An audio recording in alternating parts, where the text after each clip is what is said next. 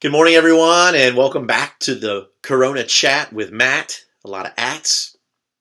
But we've been going through the book of Revelation and came across Revelation chapter 4 and read through it this morning, and it's much different than the letters to the seven churches. Now, what Revelation is known for is about to begin. It kind of unfolds, it begins in Revelation 4. God, he invites us to look behind the curtain, kind of like all the attention being brought upon the one ruler of heaven and on earth.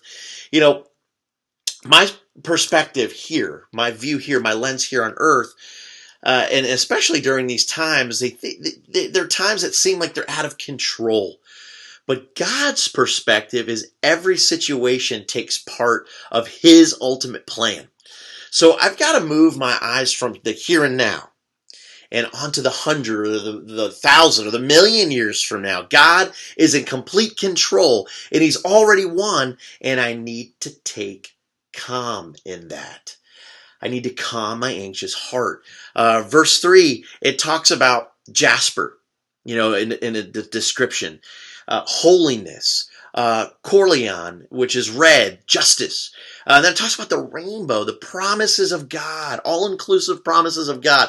It all signifies God's character. And it gives me confidence and security, at least it should give me confidence and security.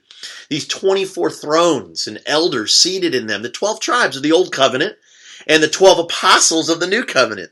And then God keeps His promises intact from beginning to end. There's no expiration date. No, He never changes His mind. He's always going to come through. He never drops the ball. There's another thing that is described as the sea of glass. And really what that means is God's unending transparency, the clarity, the justice, the truth, the trustworthiness, no agendas, no secrets. And again, it should bring me security and confidence. It also talks about the four living creatures. All of creation will worship God and will see God and will give every part of their being to worship God. All of our attention, every part of creation's bodies will be consumed with focusing on God's glory. Now, here's the big picture. This is what I learned this morning. I am to feel relieved and inspired. God reigns, and my promises are from Him.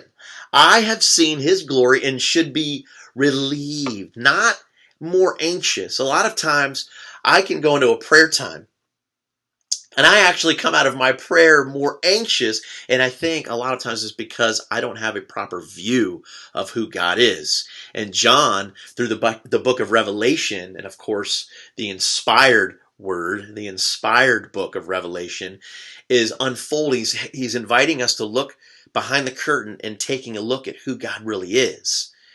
And it should take my attention off of this world and place it on to Him.